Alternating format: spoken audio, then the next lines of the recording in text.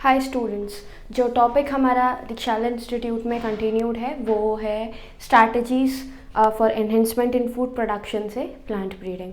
Plant breeding के बारे में हम बहुत ज़्यादा डिटेल में डिस्कस कर चुके हैं। हम पूरे के पूरे strategies in for enhancement in food production में basically improvement in food resources के बारे में डिस्कस कर रहे हैं।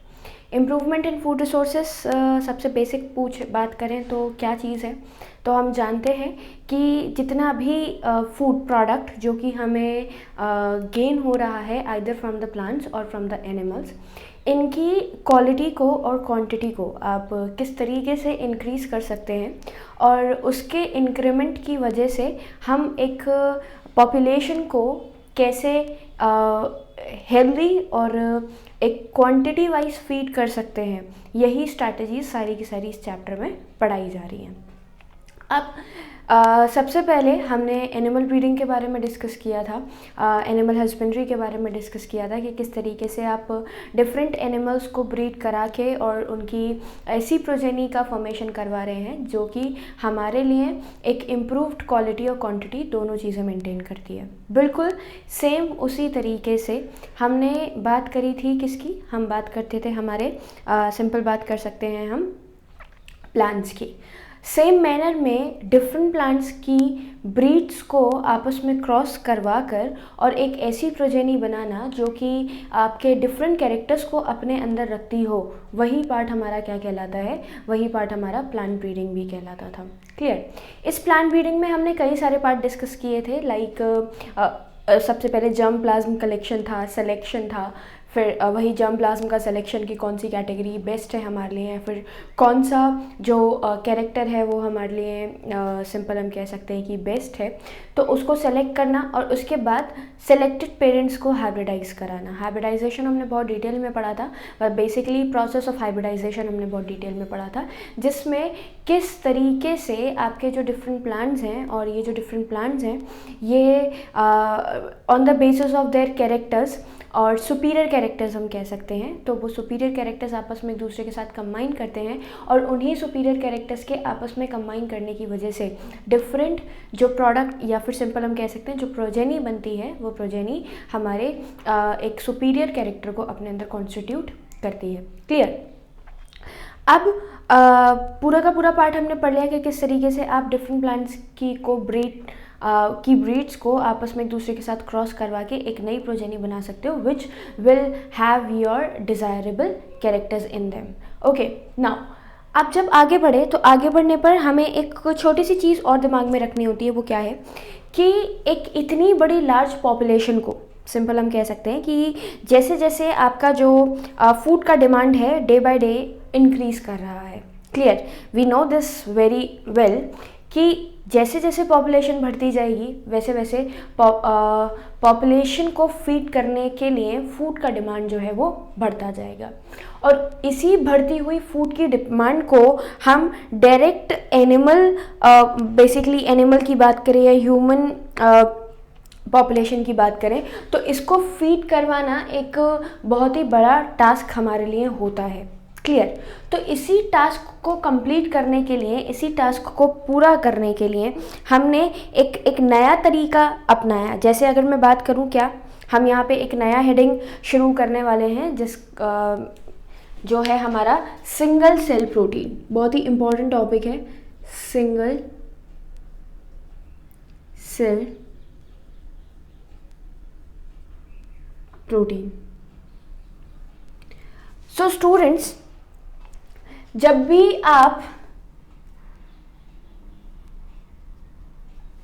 सिंगल सेल प्रोटीन, जब भी आप किसी भी एनिमल की बात करते हैं तो हम सिंपल कह सकते हैं कि जितना भी फूड का डिमांड जो है वो इंक्रीज करता जा रहा है, जिसकी वजह से ह्यूमन की पॉपुलेशन और एनिमल की पॉपुलेशन जो है उसको फीड करवाना एक बहुत बड़ा टास्क है हमारे लिए। I am repeating this from the day one.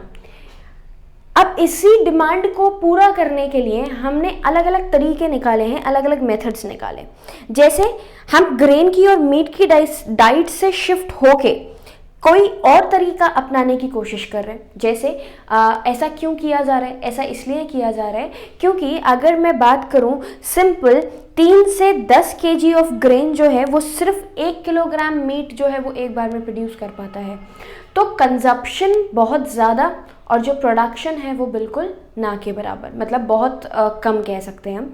कि मैंने बोला 3 से 10 किलोग्राम ग्रेन को कंज्यूम किया जाएगा, तब जाके हमारा सिर्फ कितना केजी मीट बनेगा एनिमल के थ्रू? 1 KG meat. तो सबसे ज़्यादा अगर मैं बात करूं तो more than 25% of the human population is suffering from the hunger and malnutrition. क्योंकि हमारे पास फूड जो है जितना प्रॉपर क्वांटिटी में अब भी हम बोले तो होना चाहिए उतना प्रॉपर क्वांटिटी में नहीं है।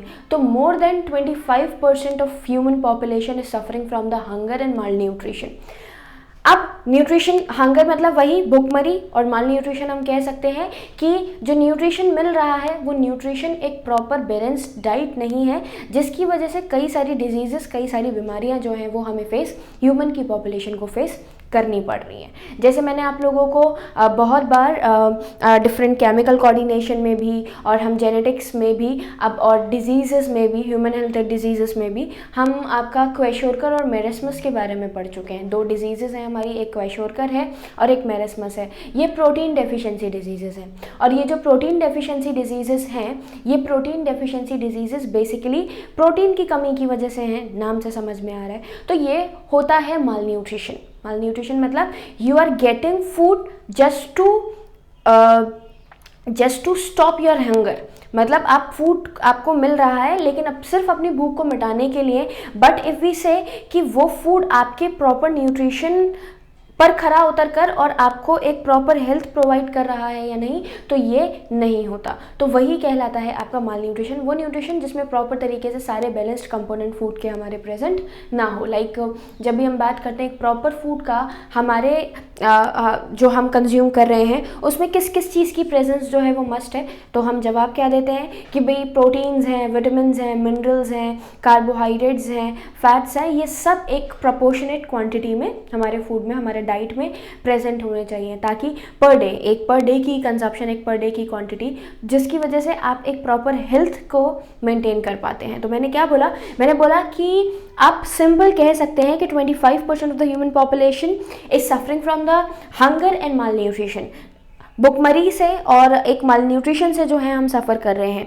तो इसी का एक ऑल्टरनेट सोर्स ऑफ प्रोटीन जो कि एनिमल और ह्यूमन न्यूट्रिशन के लिए बहुत ज़्यादा हम बोल सकते हैं कि इफ़ेक्टिव है, वही है हमारा सिंगल सेल प्रोटीन। मतलब कोई पूछे कि भाई सिंगल सेल प्रोटीन क्या है, तो मेरे पास एक बहुत छोटा सा बेसिक सा जवाब है। वो जवाब क्या कहता है? वो जवाब ये कहता है कि हमारे पास बढ़ती हुई ह्यूमन और एनिमल पॉपुलेशन को फीड कराने के लिए जितना एक क्वांटिटेटिव फूड प्रेजेंट नहीं है, तो उसका एक ऑल्टरनेटिव फॉर्म हमने निकाली है, that is single cell protein. मतलब सिंपल आप कह सकते हैं कि वो प्रोटीन जो कि एक सिंगल सेल दे रहा है, मतलब बेसिकली माइक्रो ऑर्गेनिजम्स के थ्रू जो एक फर्मेंटेड फूड प्रोड्यूस करवाया जा रहा है, जैसे कि हम ब्लू ग्रीन एल्गी की बात कर सकते हैं जिसमें स्पाइरुलिना है, मशरूम्स हैं, फंजाइज हैं, ये सब जो है वो इंक्लूड हो जाते हैं और इनको हम एज अ फूड भी इस्तेमाल करते हैं। क्लियर? अब इसको आप बेसिकली क्या करते हैं, जैसे ग्रोइंग जो है वो कैसे करवाई जाती है, तो सिंपल पोटैटो वाटर की बात करते हैं तो पोटैटो वाटर जो है वो प्रोसेसिंग में इस्तेमाल किया जाता है जिसमें स्टार्च प्रेजेंट होता है। स्ट्रॉस कह सकते हैं, मोलेसेस कह सकते हैं, एनिमल मेन्योर्स है, या फिर सीवेज के अंदर भी आप इन सिंगल सेल प्रोटीन्स को फॉर्म करवा सकते हैं, जो कि रिच है कार्बोहाइड्रेट में, प्रोटीन्स में, और यही जो न्यूट्रिटिव कंपोनेंट हमारे होने चाहिए उन सब में ये बहुत ज़्यादा रिच होता है। क्लियर? तो एक छोटे से एक माइक्रो ऑर्गेनिज्म से, लाइक मैंने बात किया स्पाइरुलिना, या फिर मैं बात करूं मशरूम जो कि एक फंगस है, इनको भी हम एज अ फूड इस्तेमाल कर रहे हैं। क्यों इस्तेमाल कर रहे हैं? Because of the increasing population we are not getting a sufficient food demands. Okay, अब इसी में हम एक बायोमास के फूड की मतलब ह्यूमन के बायोमास की बात करें जो कि फूड की तरह इस्तेमाल हो रहा है। ये जो सेल्स हैं माइक्रो ऑर्गेनिज्म जैसे कि बैक्टीरिया, ईस्ट है, फिलामेंटस एल्गी की बात करें, ये अलग अलग वेज में ट्रीट की जाती है और सिंगल सेल प्रोटीन की तरह यूज़ किया जाता है। सिंगल सेल प्रोटीन यहाँ पर एक्चुअल मीन जो बेसिक बोले तो the biomass is not only obtain from the unicellular microorganism but also from the multicellular organism. मतलब यहाँ जो मैंने टर्म लिखा single cell protein, it doesn't mean कि ये एक सिंगल सेल माइक्रो ऑर्गेनिज्म के थ्रू ही ऑब्टेन किया जाएगा, बल्कि एक सिंपल सेलुलर प्रोटीन हम कह सकते हैं। मतलब एक सिंगल सेल को मैं अगर रिप्लेस करूं तो मैं कह सकती हूँ सिंपल सेलुलर प्रोटीन, मतलब जो बहुत ज़्यादा कॉम्प्लेक्स ऑर्गेनिज्म से नहीं गेन की जा रही है लेकिन एक सिंपल ऑर्गेनिज्म से गेन की जा रही है। तो यही सिंपल ऑर्गेनिज्म से गेन की जाने वाली जो हमारी प्रोटीन है वो सिंगल सेल प्रोटीन कहलाती है। It doesn't mean that we are getting it from the single cell, it doesn't mean that we are getting it from single cell, बल्कि ये मल्टी सेलुलर ऑर्गेनिजम्स के थ्रू भी जो है वो गेन की जाती है। द एससीपीज प्रोड्यूस्ड कैसे कैसे हम प्रोड्यूस कर सकते हैं, तो by using bacteria, by using algae, by using fungi. और जो सबस्ट्रेट यहाँ पर यूज हो रहा है प्रोडक्शन के लिए वो CO2 है जो कि एल्गी के थ्रू यूज कर लिया जाता है और ये बेसिकली आपके वेस्ट वाटर इंडस्ट्रीज के एफ्लुएंट्स के थ्रू भी निकाला जाता है। क्लियर। आप low cost organic material like saw dust है, पेडी स्ट्रॉज है, इनके थ्रू भी इसको ग्रो करवा सकते हैं। और कमर्शियली बेसिस पे आप ईस्ट को जो कि फंजाई है और इसको भी ग्रो करवा के हम एक प्रोडक्शन करवा रहे हैं और ये हाई क्वालिटी प्रोटीन है जो कि पुअर होती है फैट्स के अंदर, जिसमें आप एक high quality of protein and low quantity of fat constitute basically good human food. मतलब जिसमें फैट की क्वांटिटी कम हो, हमारा एक बेसिक सा मोटिव रहता है कि वो फूड को कंज्यूम हम ज़्यादा से ज़्यादा करें जिसमें क्वांटिटी ऑफ प्रोटीन जो है वो ज़्यादा हो बट क्वांटिटी ऑफ फैट जो है वो क्वांटिटी में बहुत कम हो। तो ये एक गुड ह्यूमन फूड माना जाता है which is basically low in the fat content and higher in the protein content. Clear.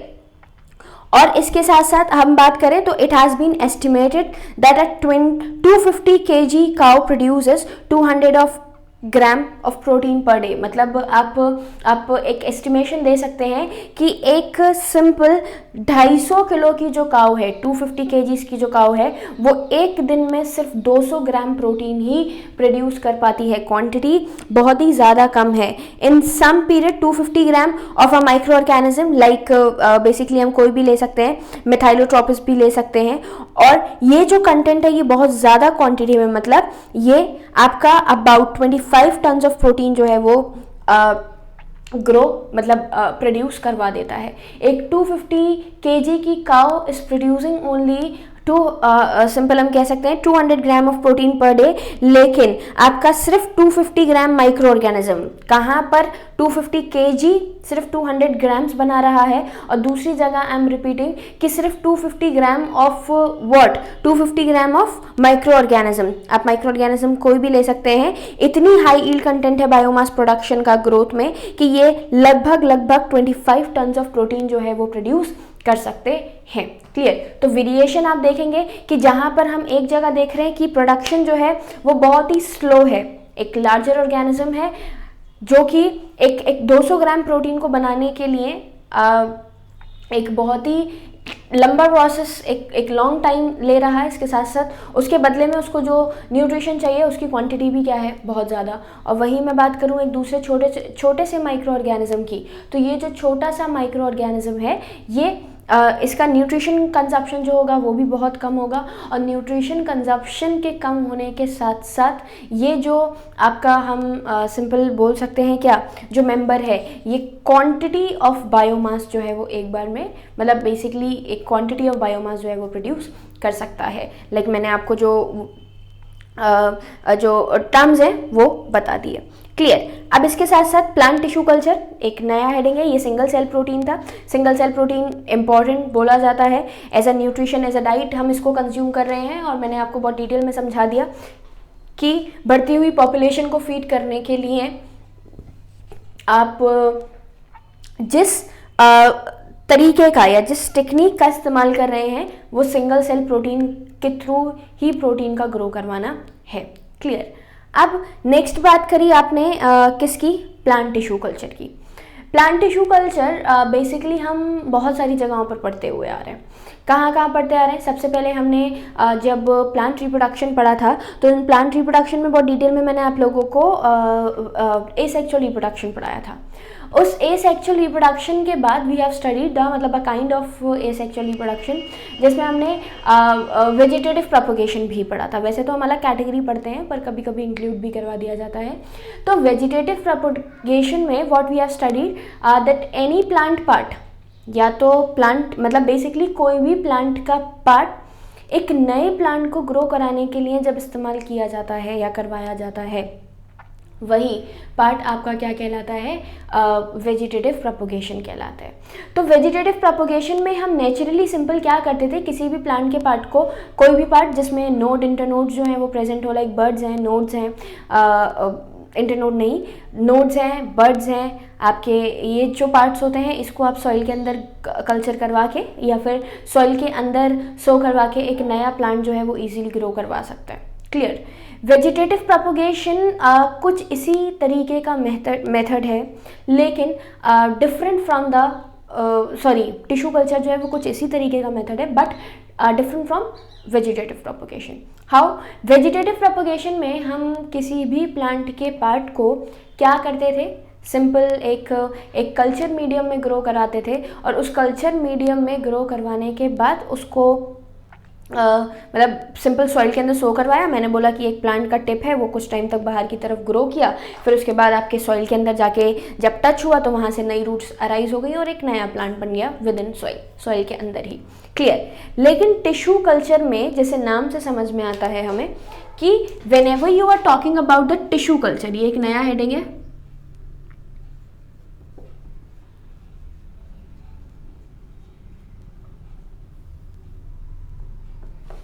जब भी आप टिश्यू कल्चर की बात करते हैं तो ये जो टिश्यू कल्चर है ये नाम से समझ में आ रहा है, एक छोटे से टिश्यू को कल्चर करवाना ही क्या कहलाता है, टिश्यू कल्चर कहलाता है।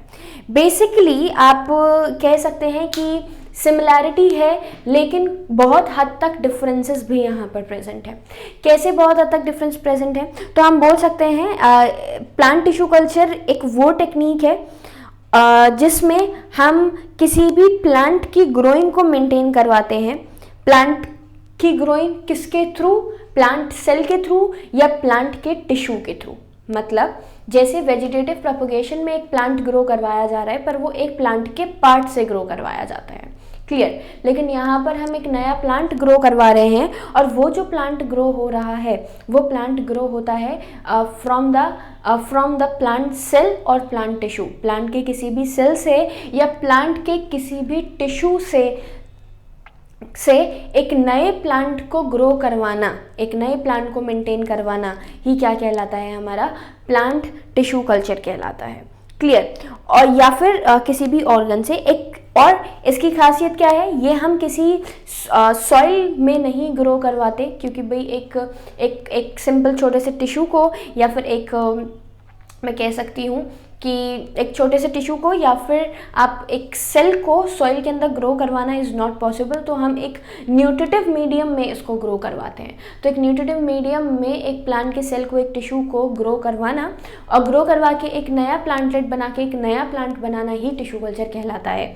अगर एक प्रॉपर डिफाइंड फॉर्म में मैं एक्सप्लेन करूँ तो मैं क्या कहूँगी, plant tissue culture is the technique of maintaining and growing plant cell, tissues or organ, specially on artificial medium in suitable containers under the controlled environmental conditions। तो वो जो controlled environmental condition के अंदर, मतलब basically plant tissue culture is a technique which in which maintaining and growing of the plant cell, tissue or organ of any plant has basically on artificial medium in suitable containers under the suitable environment। जब growing करवाई जाती है तो यही part, यही system आपका plant tissue culture कहलाता है। क्लियर। और ये जो पार्ट जिसके थ्रू हम एक नया प्लांट बना रहे हैं या जो एक नया कल्चर शुरू करवा रहे हैं। ये नया कल्चर आपका क्या कहलाता, मतलब जो एक पार्ट हमने लिया है जिसके थ्रू हम क्या करेंगे, जिसके थ्रू हम एक नया प्लांट पार्ट ग्रो करवाएंगे,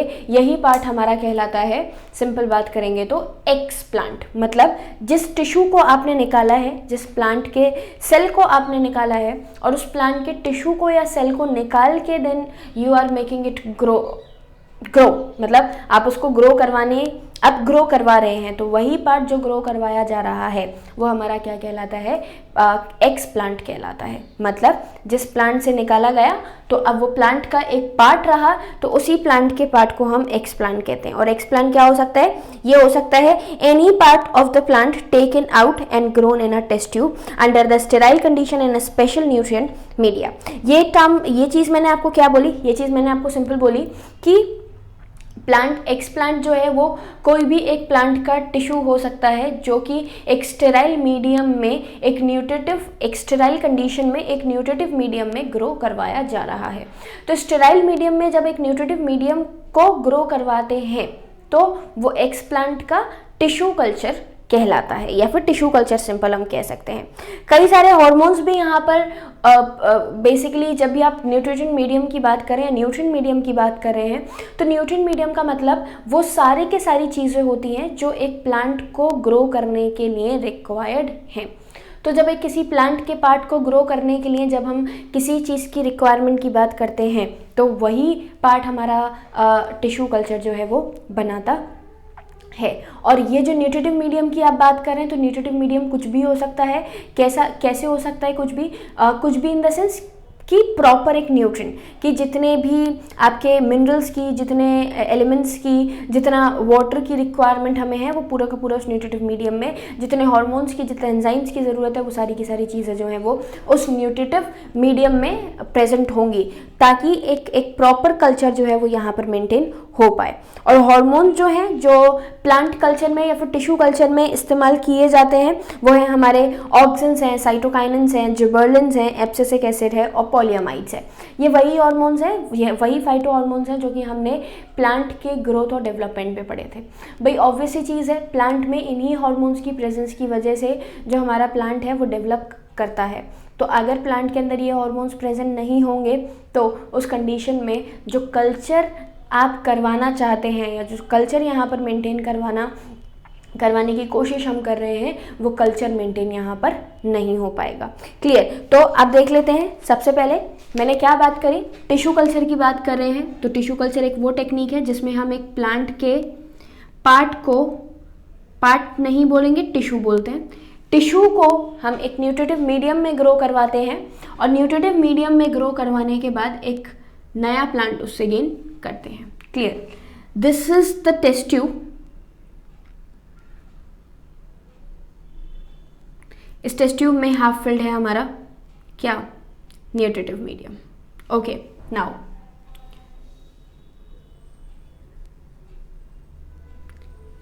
this is your X plant.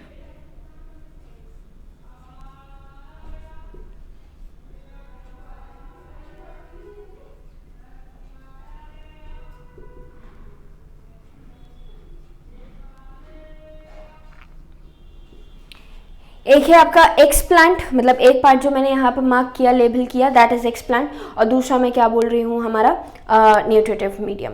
ये जो न्यूट्रिएंट मीडियम है इसका कंपोजिशन डिपेंड करता है on the type of the plant tissue जो कि हम यूज़ कर रहे हैं। बहुत बेसिक सा चीज़ है कि जिस तरीके के ऑर्गेनिज्म को आप ग्रो करवा रहे हैं, जिस तरीके के पार्ट को आप ग्रो करवा रहे हैं, तो उसी तरीके के पार्ट को ग्रो करवाने के लिए हमारे पास क्या होता है, उसी तरीके का न्यूट्रिटिव मीडियम जो है वो प्रेजेंट होता है।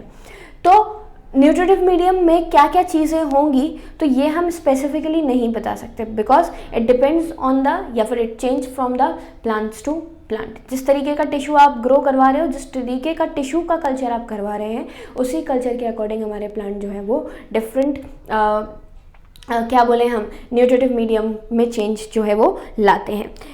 एक टिपिकल न्यूट्रिएंट सोल्यूशन की हम बात करें, मतलब एक टिपिकल पार्ट जो हर प्लांट में ज़रूर प्रेजेंट होता ही होता है, तो भाई इनऑर्गेनिक, कुछ इनऑर्गेनिक मटेरियल्स होते हैं। इनऑर्गेनिक में आपके माइक्रो और मैक्रो एलिमेंट दोनों आ जाते हैं, कार्बन सोर्सेस आ जाते हैं, विटामिन आ जाते हैं, अमीनो एसिड्स आ जाते हैं, ग्रोथ रेगुलेटर्स आ जाते हैं, जो कि मैंने अभी भी आपको बताया। मतलब एक टिपिकल सोल्यूशन क्या क्या कंटेन करेगा, तो इनऑर्गेनिक मटेरियल जिसमें माइक्रो और मैक्रो एलिमेंट्स दोनों प्रेजेंट होने चाहिए, अमीनो एसिड्स प्रेजेंट होने चाहिए, इसके बाद मैं बात करूँ विटामिन प्रेजेंट होनी चाहिए, कार्बन की सोर्स जो है वो प्रेजेंट होनी चाहिए। इसके साथ साथ हम नेक्स्ट बात करें तो हमारे प्लांट ग्रोथ रेगुलेटर्स प्रेजेंट होने चाहिए, जिसको मैंने अभी भी आपको बताया था कि किसी भी प्लांट का कल्चर करवाने के लिए एंजाइम्स की हार्मोन्स की रिक्वायरमेंट जो है वो सबसे बेसिक है। अगर एंजाइम्स प्रेजेंट नहीं है तो उस कंडीशन में, मतलब एंजाइम्स में अगर कोई भी चेंज है तो उस कंडीशन में आपका जो प्लांट है, जो हार्मोन्स की प्रेजेंस नहीं होगी, तो जो ग्रोथ है, जो डेवलपमेंट है, जो सेल का डिवीजन है, वो नहीं प्रॉपर तरीके से हो पाएगा। तो एक न्यूट्रिटिव मीडियम, मैं बोलूँ कि एक टिपिकल न्यूट्रिटिव मीडियम क्या क्या चीज़ें कंसिस्ट करता है। टिपिकल न्यूट्रिटिव मीडियम में क्या क्या चीज़ें प्रेजेंट होनी चाहिए।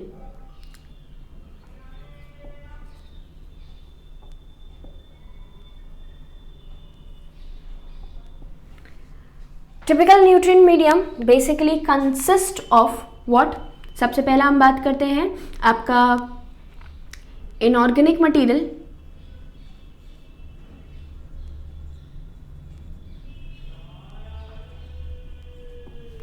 दूसरा हम बात करते हैं आपके विटामिन्स, प्रोटीन्स, सबसे इंपॉर्टेंट कार्बन सोर्स। इंपॉर्टेंट हालांकि सब कुछ है, क्योंकि किसी भी एक चीज़ के मिस करने की वजह से टिश्यू कल्चर जो हमें करवाना है वो मेंटेन, मतलब वो कल्चर जो है वो नहीं हो पाएगा। इनऑर्गेनिक मटेरियल्स हैं, विटामिन्स है, प्रोटीन्स है, कार्बन सोर्स है, और लास्ट हम बात कर सकते हैं ग्रोथ रेगुलेटर्स।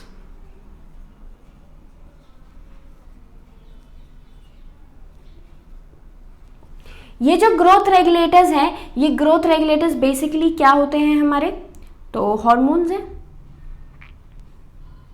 हार्मोन्स के बारे में आप जानते हैं, कौन कौन से हार्मोन्स हमने पढ़े हैं, ऑक्सिन्स हैं, जिबर्लिन्स हैं, साइटोकाइनिन्स हैं, एब्सिसिक एसिड्स हैं, और आपका सिंपल हम बोले तो पॉलीएमाइड्स हैं, जो कि आपके डिफरेंट केमिकल्स को अपने अंदर रखते हैं और एक प्रॉपर न्यूट्रिटिव मीडियम बनाते हैं, जिसकी वजह से एक सिंपल प्लांट जो है वो ग्रो कर पाए।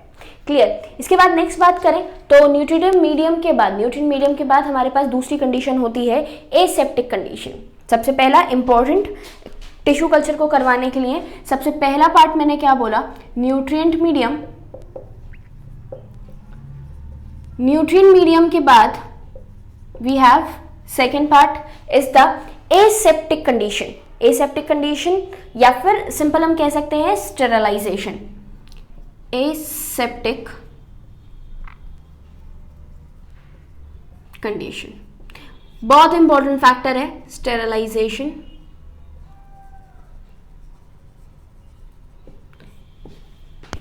एसेप्टिक कंडीशन का मतलब वो है कि जिस भी ट्यूब में या जिस भी जगह पे या जो भी प्लांट का टिश्यू आप ले रहे हैं, जब उस टिश्यू को आप कल्चर करवाएंगे तो उस कल्चर के अंदर कोई भी तरीके का हम सिंपल कह सकते हैं कि ऐसा पार्ट ना हो जिसमें आपका कोई माइक्रो ऑर्गेनिज्म की प्रेजेंस, लाइक बैक्टीरिया है, फंजाई है, जो कि हमारे प्लांट को, एक्सप्लांट को या फिर न्यूट्रिटिव मीडियम को खराब करने के लिए रिस्पॉन्सिबल हों।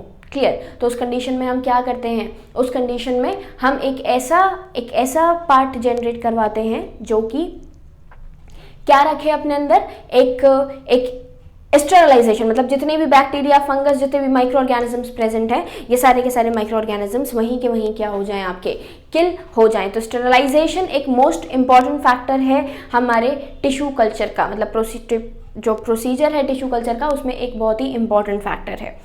न्यूट्रिएंट मीडियम बेसिकली कंटेन बहुत सारी शुगर्स होती हैं which increases the growth of the microorganism such as bacteria and fungi. These microbes compete with the growing tissue and finally kill it. It is essential to maintain aseptic condition of the tissue culture.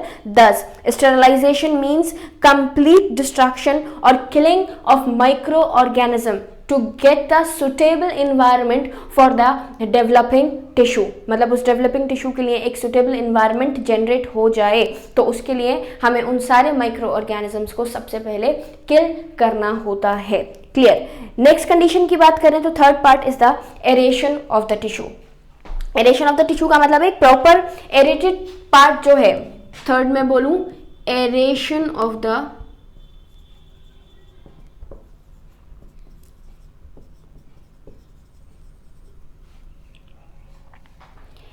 Aeration of tissue भी बहुत important है। क्यों aeration of tissue important है? क्योंकि इस जगह पे हम जब भी आपकी बात करते हैं किसी भी प्लांट के अंदर, जब भी आप कोई कल्चर करवा रहे हैं तो एसेप्टिक कंडीशन टेक्निक्स के बाद आपका स्टिरिंग मतलब मीडियम को लगातार स्टिर करना भी ज़रूरी होता है, ताकि उसमें जो सिंपल जितनी भी चीज़ें मतलब एक प्रॉपर एरेशन जो है वो कल्चर टिश्यू के लिए जो है वो इम्पॉर्टेंट होता है।